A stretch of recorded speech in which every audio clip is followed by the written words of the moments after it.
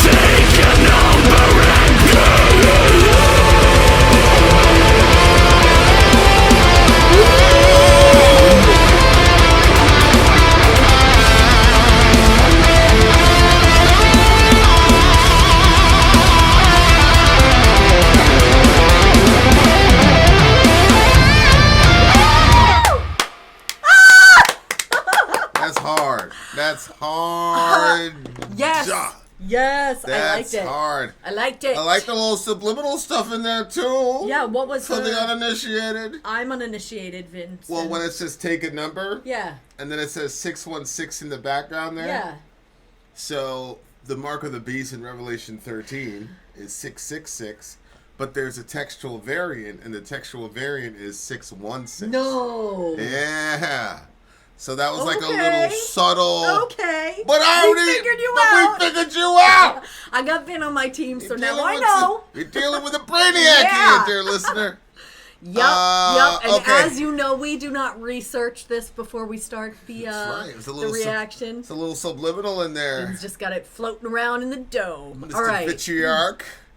Okay. So when we're talking about the Men in Black, what are we talking about? Wait, there's Men in Black? Well, they show up in black. Right there. They stab us in the back. No hope in mind. They've dressed it black. We don't know what's in their heads. Their mouths curl. Their eyes are dead. Distorted thoughts. They stab us in the back. Curl this way? So what stabs us in the back are the thoughts. Oh. Right? Yeah, but who's... Distorted thoughts. They stab us in the back. Yeah. No hope in mind. They dressed it black. They've dressed it black. Dressed what black? Hope. This is people taking hope from you. Jeez, Yeah, it's a very poetic way of saying that they're hopeless and that their thoughts stab them in their back, which is probably thoughts of hope, which will stab you in the back if your reality is irrevocably going to be bad. Yeah. See what I'm saying? Yeah, exactly. That's why the verse in Proverbs says, hope deferred makes the heart sick. Yeah. Yes, it does. This was crazy because it had that really hardcore stuff. I generally hate prog. I can't stand prog music most of the time because it's all pretentious. Yeah. And it's all foo-foo. Yeah. And weird. But this prog was really good. The reason it was good was because I thought, the song's over. Okay, I got that verse chorus, kind of a weird middle boom. And then, let's land the plane. And then he went, at least my David's the Mudvayne part. It sounded like, you remember like old LD50 Mudvayne when he used to rap over this shit. See what I'm saying? Okay.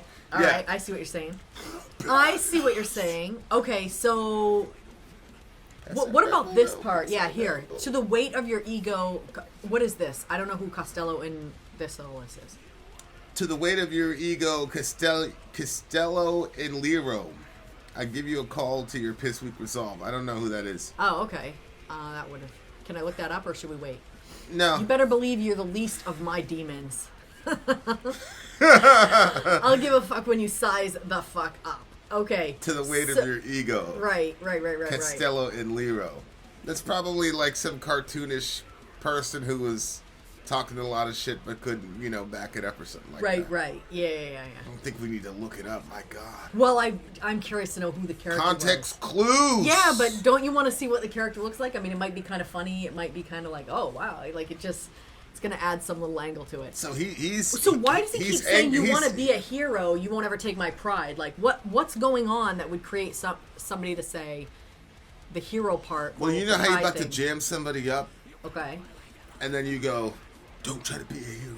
Oh. You know what I'm saying? Maybe he's like in the middle of a meltdown and being like, look, you pushed me over the edge, so you trying to intervene now is not going to be a good idea. It's too late. Yeah, it's too late to apologize. Yeah. See what I'm saying? That's what it looks like to me. It looks like that's what he's saying. So when he says, here I stand and here I die, he's just saying, look, whatever it is, he's not going to let this person or this situation push him anymore. Like, he's drawn a line in the sand, basically, and he's saying, now if you step over this, you're stepping onto my pride. Well, he's saying, I'm going to die here if I have to. I am not moving the bar. It's called bloodlust, so he's probably doing something bloody. See what I'm saying? Mm-hmm. And people are trying to stop him, and he's probably like, nah, y'all are the ones that drove me to this situation, so no, I'm not. No. Wow. You're not going to take my pride. I'm not going to turn the other cheek. That's like it's so over crazy. With. Yeah. Take a number and get in line. It's like anybody that's ever fucked with him, he's like, that's it. Wow, okay. Contorted they stand in front of us, fate telling them to stop. Join us, rise up, black and blue. Together we rise, cast off the shadow of the night. They come to kill us, to take our lives.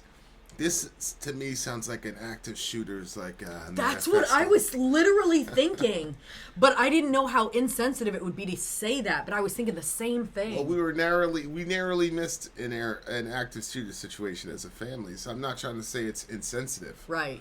But I'm sure that those people have subcultures, and they probably talk this way. I don't know. But we're Americans, so we're interpreting this as an active shooter. Yeah. You know what I'm saying? Because because that in and of itself is crazy. Because we're Americans. You know what I'm saying? Because we're crazy. But Jeez. But it's really interesting too, because there is a correlation between pride and death, obviously, especially around dudes. You know what I'm saying? And so, like, if you want to be a hero, you won't ever take my pride. You want to be a hero, here I stand, here I die. Yeah. Like, and that's the thing, like, with dudes, like, you get to a point where I see dudes just do crazy stuff, especially in the hood, obviously, in the hood. Yeah. People will do a lot of crazy things for the concept of respect, especially as dudes, And I don't know, and that's where a lot of the whole toxic masculinity thing, what does it mean to be a man, blah blah blah, but I think it can be destructive, but it's also these are the things that build society. These are the things that create the engines for where it's like, hey, you can't just stroll in my house and attack my family. You know what I mean? So I don't know, but in this particular song, somebody's about to pay the price, it looks like to me. We don't really know what's in their heads. Their mouths curl. Their eyes are dead. Distorted thoughts. They stab us in the back. No hope in mind. They've dressed it in black. And then you're supposed to basically join a gang of people and go and fight against it, type of thing. So it could be something like revolutionary. Yeah, it kind of sounded revolutionary when you're reading it. You know what I'm saying? Angle, come with us. Yeah. You know what I'm saying? Yeah. They stand up and call your name, you fall out and start again, come with us, bloodlust. Yeah, so it's recruiting for something. Mm-hmm. It's fascinating because, like, in America, like, you grow up with, like, army, be all you can be. Mm-hmm. And I remember being, like, really young in the country and being like, yo, that sounds mad inspiring, be all that you can be. Yeah. They're not going to say, like, hey, we're recruiting you to kill. We're recruiting you to kill other human beings. Yeah, exactly. Or like they have the Marine thing where it's like, oh, this dude, like, they ran this commercial for years where dude was like fighting a dragon. He overcame the dragon, and then he's back at his, with his little, and it's like, yo, like, that's such an amazing, incredible. Of course, you're not slaying dragons as a Marine. You're killing other human beings.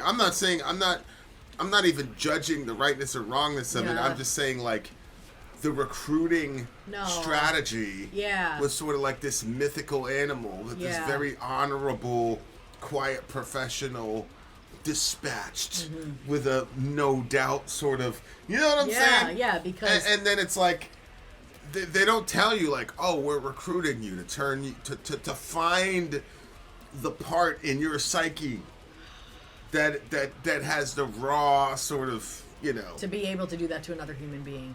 Pre-verbal aggression. Yeah. To be able to go there. And we're going to take that part of you that's in everybody and exacerbate it to the point where you actually go manifest that shit in the world.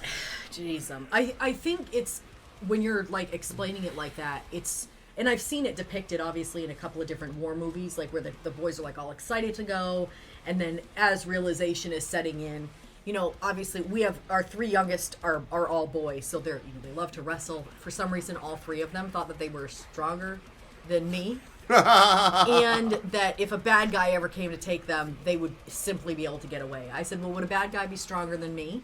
And they said, yeah.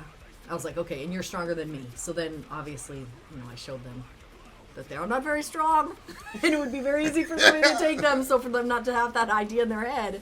So, but just, like, watching that moment where they're like, oh, gee, mom actually is stronger than I thought, But, like, watching them as they grow, dispensing with ideas of what's fake, what's real, what's imagination and whatever. And then when you think about, like, in this situation where they're going off to war and they have these ideas of, like, slaying a dragon, which is like, okay, it's an animal. You have to take it down. You're going to save all these people to do it. But actually, no. Like, you're going to kill other human beings, and the toll that's going to take on them, and the lack of help that we give upon their return, if they return. It's just a really horrible situation to put our kids on. Yeah, the recruiting in this thing is like, join us, rise up. Yeah, it's like, yeah, and it's like, yeah, but the name of the song is Bloodlust. You know what I'm saying? He says, join us, rise up, black and blue. Black and blue sounds like, obviously it sounds like bruising, but also he just said, join us, rise up.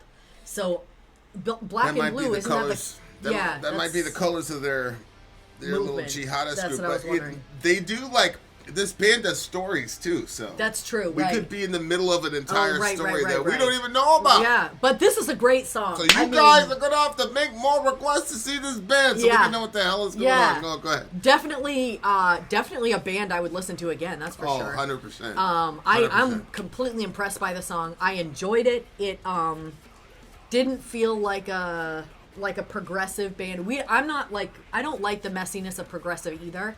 But this did not feel messy. This felt even, like well thought out, but also some exciting pop-ins that we didn't expect. Yeah. Everything made sense, but it wasn't predictable. Yeah. It was great. And that's the balance that a lot of progressive bands do not understand.